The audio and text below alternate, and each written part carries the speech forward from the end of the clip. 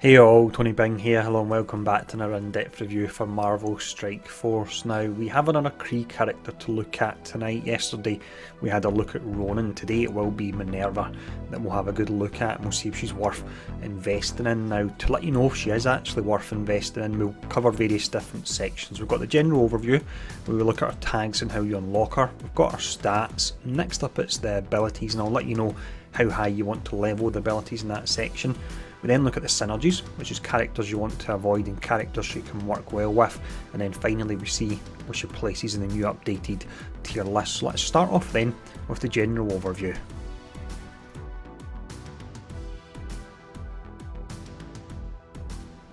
Minn-Erva then is a support class. She puts out a huge amount of healing, but she can actually apply a decent amount of bleeds to the enemy team as well, so she strikes a really nice balance there, but she is still exceptionally strong from the healing side of things. Now, when we look at the tags, it's Villain, Cosmic, Support, Tech and Kree. The Kree's a great tag now due to the rework they recently got. Tech has always been a great tag with lots of options there, and then the Cosmic tag is a great one due to the synergies with Thanos and the additional energies. So from a tag perspective, she does really nice. Now, in regards to how you unlock her, at the moment you've got the Minn-Erva event that's running and you've got these new orbs that unfortunately drop other characters as well, so she will be a bit of a slow farm. However, outside of this as well, if you actually save up your power cores, or if you're not adverse to spending money in the game, you can buy her through the Genie orbs and they will only drop Minn-Erva, so that is another way to actually get her ranked up there. Now, that's a general overview, so let's have a look at her stats.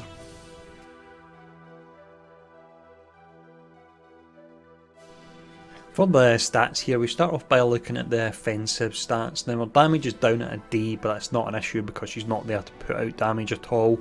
Her speed is a D. She's another character that's at 100. We've had so many that are actually at exactly 100 recently, and I have found out that the order they actually act in if they have the same speed is just random. So our speed is middle of the road, however in a moment we'll talk about how this can be slightly improved.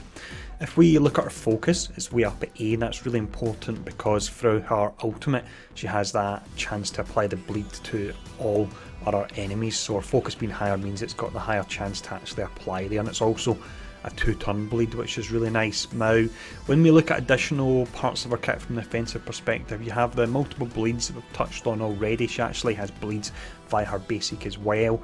You then have the fact that via her ultimate she can steal 15% of enemy health, so if they have a huge health pool you're doing a nice amount of damage to them, and you're also healing yourself for a fair bit. And then finally, in regards to her speed, you've got the fact that she can gain speed bar on ally death, so if you put it alongside a character that can call in summons, then you can actually get her charged up relatively quick there. So that's the offensive stats. Let's now have a look at the defensive stats. When we look at her defensive stats, this is where she really shines here. Now, her health pool is way up at an A rating, so that's great because her heals are actually based off her health pool, and some older characters, the likes of Night Nurse, they really struggle now because their base health is much lower, probably about a third lower than the new characters that are coming out like Mantis and Minn-Erva, so her health pool really helps her out. Her armour is down at E, but that's to compensate a large health pool, so there's no problem with that. Our resistance is up at A, and that's always really important for controllers and support, I find, because you have to use their skills at the most opportune moment, and the fact that it's hard to actually stun or slow them means you've got more chance of doing that. Now, additional areas that can help her out defensively and also help out her team, the fact that she's got the regen via her basic, she has revive as part of her kit, she's got death proof, she can add deflect, and then she's got that insane heal on enemy death as well. So from a defensive perspective, she actually does really well. Now, that's all the stats covered, so let's have a look at the abilities.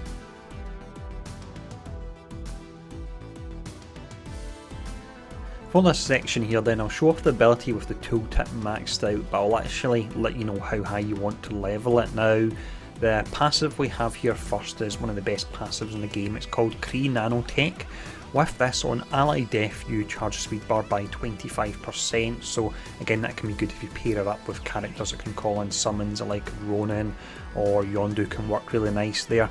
The main part of this is on enemy death, you heal the most injured non-summoned ally, and I really like they make that distinction, for 15% of this character's max health. Now, Minn-Erva's health pool can get round to about 100,000, which is maxed out at 7 stars, so that means you're doing in the region of 15,000 heal every time you defeat an enemy. So in the likes of raids or story mode, this can just be absolutely insane. Now also with this as well, if that ally is Kree, you also apply a random positive effect. From what I can see, the 3 positive effects that come round in the rotation would be defense up, offense up and speed, so that's really nice there. Now to top it all off, with this you only need to take it to level 4, because the difference from level 4 to level 5 is only 5% speed bar on ally death, and if you're not running a summon team, it won't be that often your allies are actually going down, so that 5% simply isn't worth the extra materials. So take this one to level 4 and it really is an awesome ability. The next ability we have here is basic, and this is really nice as well. This is called Bioweapon. With this you attack a primary target for 200% damage. You also apply bleed and you apply regen to the most injured non-summoned allies. This is another great skill. When she uses all her charges from her special and her ultimate, heroes fall back on their basic and that's when they slow down a bit, but when she's using this, she's still applying bleed and applying regen, which is pretty amazing. Now, like the passive before it, this is one you don't have to max out. If you take it up to level 6, you'll still get the 100% chance of the bleed. Same with the regen, the only difference is you lose 30% damage, and she's not there to put out damage anyway, so take this one up to level 6. The next ability we have here is the special, and you can use this in turn 1, but it's one I genuinely wait and use it for the revive portion of it. Now it's called Genetic Reconstruction. After you actually use it, it is 5 turns before you can use it again. With it you heal the most injured ally for 5,000 health and 15% of the character's max health, so that's around about 20,000 health when she's at 7 star, and you generate ability energy to a random Kree ally. If she's the only Kree character, I have tested it and she won't generate the ability energy for herself, it has to be for an actual ally.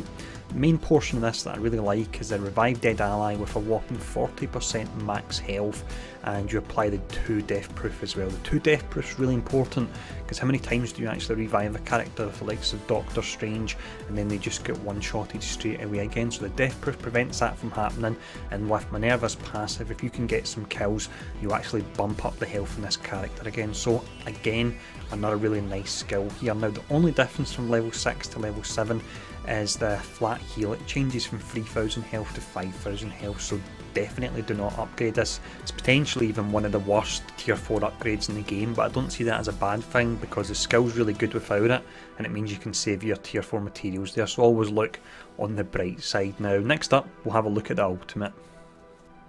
We have another great skill with the ultimate here. This is called Mass Phlebotomy. It takes 7 turns to charge and is available on the first turn.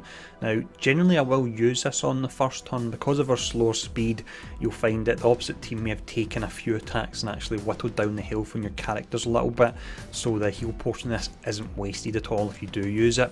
Now with it anyway, you steal 15% health from all enemies and redistribute that to all allies, so if the enemy has a larger health pool, you're actually stealing and redistributing more.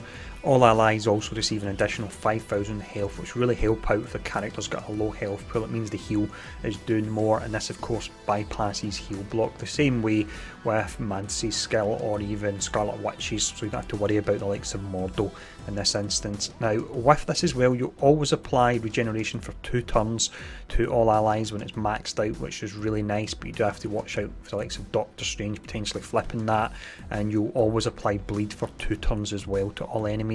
And as if all that wasn't enough, if you pair it up with Kree allies, she'll apply deflect to them as well. So overall, absolute amazing skill, really love this one. Now like all the other skills before it, the tier 7 upgrade's actually really underwhelming, but again it's a good thing because the skill is great. The only difference is 1,000 health on the flat heal, so it goes from 4,000 health to 5,000. So again, definitely don't upgrade this, but don't look at it as a bad thing at all. It's most definitely a good thing at how powerful the skill is at level 6. So that's all the abilities covered anyway, and they are really nice. So next up, let's check out the synergies and see what characters she works well with and what characters you want to avoid.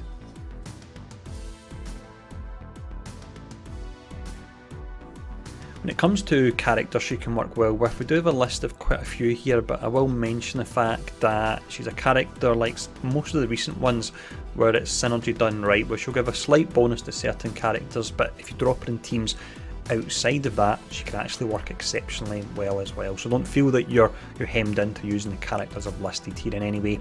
Now, characters anyway that I feel that she can work a little bit better with, it would be the Kree first, because you're applying the deflect to them and you're also giving them ability energy. You then have the Ronin and Thanos and Minn-Erva combo and raids, which can be great due to all the energy and all the heals that go back and forth. We already talked about the speed bar, how that can work well with summon characters. So you've got Yondu, you've got Kingpin who calls in summons and also has the chance for assists, and if she uses her basic as an assist, the bleed will still proc. You've got Nobu as well there.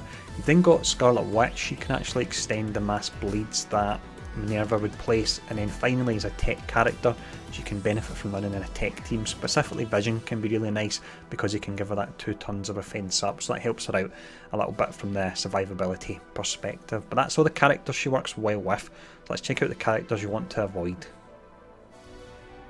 So with this section here, this is characters you want to avoid, but if you're looking to take down Minn-Erva, this is characters you can actually use that will help you out as well, and we actually have quite a few here now. Firstly, you have characters that could burn her down really quickly before she gets the chance to get going with all those heals on her passive. So 2 combinations would be Punisher and Daredevil, would be really nice. The additional damage they do to villains can really help out, and then you've got the Rocket and Star-Lord combo that can burn down most characters turn 1, to be honest. Next up, we have characters that can apply heal block, which would stop the regen from being as effective, although she does slightly get round that due to how her ultimate works. But characters that have AoE heal block include Venom and Mordo. We then have characters that can apply stun. Now the 3 characters I've chosen here that are Black Widow, Mantis and Spider-Man are ones that specifically have high focus, because Minn-Erva has really high resistance, so it will be hard to stun her, but these 3 characters should be able to do it. And if she's stunned, then she won't be able to actually use her passive. She won't be getting that regen on kill. And if you watched one of my raid videos recently, I really did get caught out on that and I get smashed as a result of it.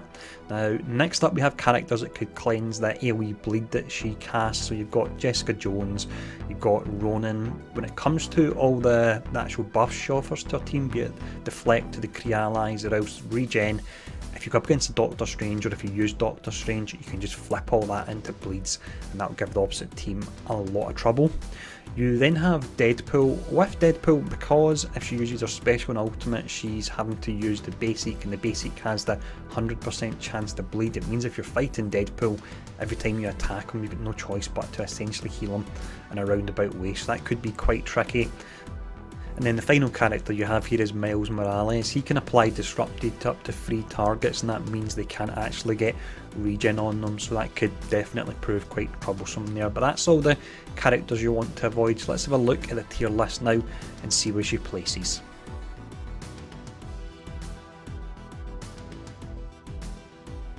When it comes to placing Minn-Erva in this tier list, then she'll be the 4th character that has the new raid tag that is specifically added. So characters that have the R next to them, their placement is based on their performance in raids and being alongside characters that will actually synergise well with them.